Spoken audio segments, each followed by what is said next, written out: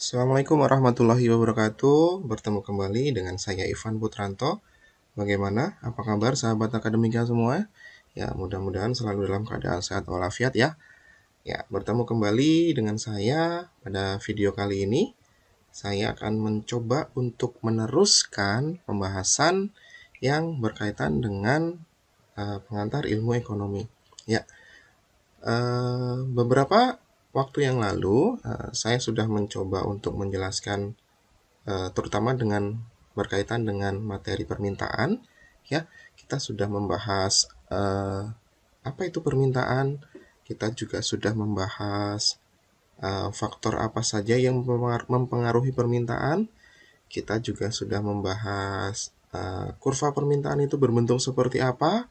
Kita juga sudah membahas hukum permintaan itu berbunyi apa atau berbunyi bagaimana. Kita juga sudah membahas fungsi permintaan, bagaimana cara mencari fungsi permintaan. Kita juga sudah bahas di beberapa kesempatan yang lalu. Nah, pada kesempatan kali ini saya akan mencoba meneruskan kembali yang berkaitan dengan materi permintaan ya teman-teman. Materi permintaan yang akan kita coba bahas kali ini itu adalah pergeseran kurva permintaan. Ya, kalau kemarin kita sudah membahas bentuk kurva permintaan itu seperti apa. Ya, bentuk kurva permintaan itu dapat digambarkan dari hukum permintaan. Ketika harganya naik, maka permintaannya berkurang. Ketika harganya berkurang, maka permintaannya naik. Jadi antara harga dan kuantitas atau jumlah barang yang diminta itu sifatnya berbanding terbalik atau sifatnya negatif. Kalau yang satu naik, yang satunya turun. Kalau yang satunya turun, yang satunya naik. Itu sifat hubungannya disebut dengan negatif atau berbanding terbalik. Ya, kurva permintaan itu bisa saja bergeser. Bergeser baik itu bisa bergeser ke kanan, bisa bergeser ke bawah. Ya, pada dasarnya banyak sekali ya penentu daripada besarnya jumlah barang yang diminta atau banyak sekali faktor yang mempengaruhi permintaan. Faktor utamanya pada dasarnya adalah harga. Ketika harganya naik, permintaannya akan berubah. Ketika harganya turun, permintaannya juga akan berubah. Tetapi ada kalanya permintaan terhadap suatu barang ataupun jasa itu juga ditentukan oleh faktor-faktor yang lain.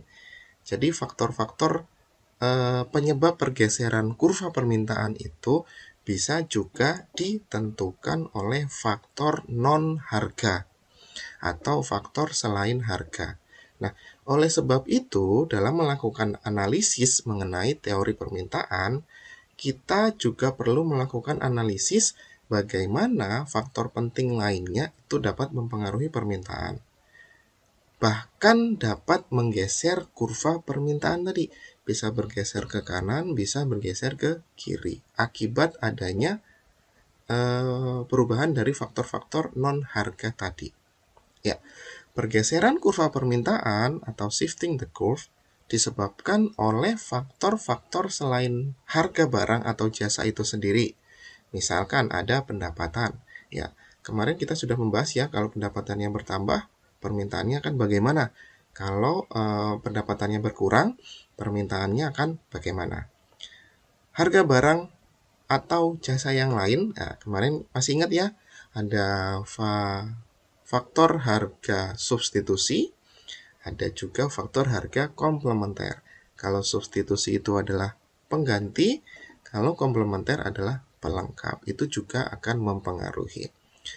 Kemudian selera masyarakat juga ya, selera masyarakat itu juga mempengaruhi permintaan. Nah, kalau misalkan peningkatan pendapatan rata-rata rumah tangga, ceteris paribus di sini berarti faktor lain yang lainnya itu dianggap tetap ya, ceteris paribus akan menggeser kurva permintaan ke arah kanan atau sejajar, sehingga akan meningkatkan jumlah beras.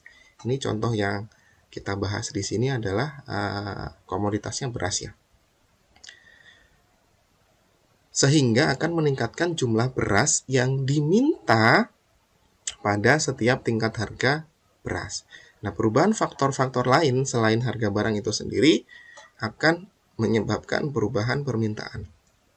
Baik, sahabat akademika bisa melihat gambar di sini ya. Di sini ada gambar dari kurva permintaan. Ya, oke. Di sini ini komoditasnya adalah beras ya. Ini beras. Nah, kita lihat di sini harga berasnya itu 8.000 untuk setiap kilogramnya. Ya, 8.000. Sedangkan di sini itu menunjukkan kuantitas jumlah beras yang diminta. Nah, kita lihat di sini ada titik A dan ada titik B. Titik A itu terjadi ketika harga berasnya 8.000, sedangkan jumlah yang diminta itu sebanyak 20 kg beras. Itu menunjukkan titik A. Nah, sedangkan titik B itu menunjukkan beras tersebut pada harga yang sama, yaitu sebesar 8.000. Harga berasnya masih sama ya, 8.000 di sini, tetapi jumlah barang yang dimintanya bertambah menjadi 60 kg beras. Nah, perubahan jumlah permintaan akan beras di sini itu disebabkan oleh faktor non harga. Kenapa? Karena titik A bergeser menjadi titik B itu terjadi pada saat harga berasnya tetap tidak berubah, yaitu sebesar 8.000. Nah, maka pergeseran kurva permintaan di sini yang tadinya ada di titik A akan berubah menjadi ke titik B, yaitu kurva permintaannya bergeser ke atas atau ke arah kanan. Kenapa? Karena jumlah permintaannya bertambah, yang tadinya 20 berubah menjadi 60, sehingga kurva permintaannya akan bergeser ke kanan. Nah, sebaliknya, ketika kita menemukan jumlah permintaannya itu berkurang, misalkan yang tadinya 20 berkurang menjadi 5 kg atau 10 kg, maka kurva permintaan akan bergeser ke arah bawah atau ke arah kiri, karena jumlah permintaannya menjadi lebih sedikit atau berkurang. Bisa dipahami ya? Kalau misalkan bergesernya menjadi lebih banyak, maka kurva permintaannya akan bergeser ke kanan atau ke atas. Sebaliknya, kalau jumlah permintaannya itu berkurang, maka kurva permintaannya akan bergeser ke bawah atau ke kiri. Nah, kalau kita perhatikan tentang kurva permintaan di sini, jelas ya, faktor yang mempengaruhi pergeseran kurva permintaan itu adalah faktor non harga. Kenapa? Karena kuantitas barang yang diminta itu berubah pada harga yang sama, yaitu sama-sama sebesar 8.000 rupiah. Jadi faktor yang mempengaruhi jelas itu adalah faktor non harga. Nah, faktor non harga ada apa? Bisa saja pendapatan. Oh, tadinya pendapatannya misalkan 1 juta misalkan. Oh, ternyata karena ada bonus dan lain sebagainya, maka pendapatannya naik nih jadi 2 juta. Jadi yang tadinya beli beras 20 kg, karena pendapatannya naik, maka beli berasnya menjadi 60 kg. Nah, itu salah satu faktor non harga yang menyebabkan pergeseran kurva permintaan. Ya, mudah-mudahan bisa dipahami ya tentang pergeseran kurva permintaan di sini. Kurva permintaan itu bisa bergeser ke kanan, bisa juga bergeser ke kiri.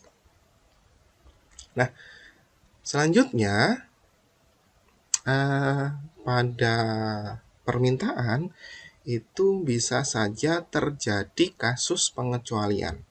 Jadi, hukum permintaan yang sudah kita bahas, yang berbunyi ketika harga barang naik, maka permintaannya akan turun. Ketika harga barang turun, permintaannya akan naik. Itu hukum permintaan. Nah, ada kalanya hukum permintaan itu tidak berlaku, yaitu kasus pengecualian. Nah, ada beberapa barang yang bisa menyebabkan pengecualian pada permintaan. Yang pertama adalah barang spekulasi. Barang spekulasi diasumsikan dapat mendatangkan keuntungan di masa yang akan datang. Nah, banyak sekali contoh ya.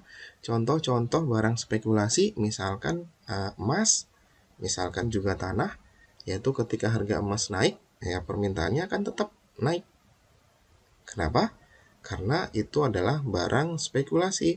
Bisa saja dalam jangka waktu beberapa tahun yang akan datang, harga emasnya tambah naik sehingga kita mendapatkan keuntungan. Itu yang dimaksud dengan barang spekulasi.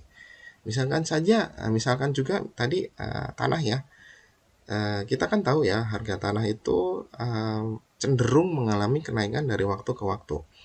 Jadi ketika harga tanahnya naik, ya permintaan tanahnya tetap naik atau tetap tinggi.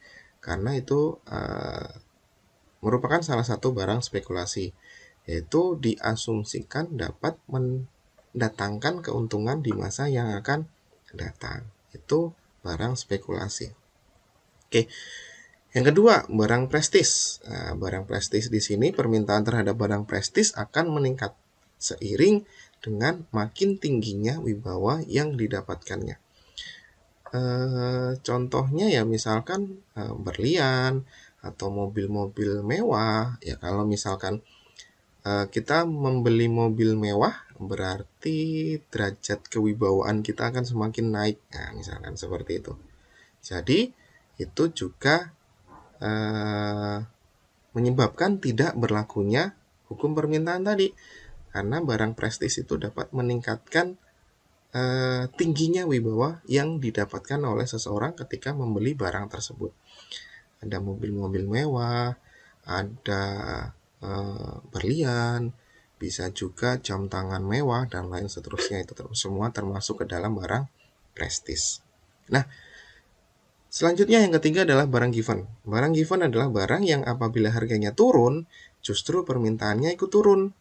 Sebaliknya, ketika harga barang naik, maka jumlah barang yang diminta itu juga akan naik. Itu contoh dari barang given. Nah, barang spekulasi, barang prestis, barang given itu adalah contoh-contoh daripada kasus pengecualian permintaan. Jadi, kita perlu ingat ya teman-teman, bahwa hukum permintaan itu ada kalanya tidak berlaku ketika kita dihadapkan pada barang spekulasi, barang prestis, dan barang given. Baik, sahabat akademika, cukup di sini dulu pembahasan kita pada video kali ini. Kita akan lanjutkan pembahasannya di kesempatan yang akan datang. Ya, semoga apa yang sudah kita bahas itu bisa menjadi bahan untuk pembelajaran kita bersama. Baik, sampai di sini dulu video kali ini. Saya akhiri. Wabillahi taufiq walhidayah. Wassalamualaikum warahmatullahi wabarakatuh. Sampai jumpa.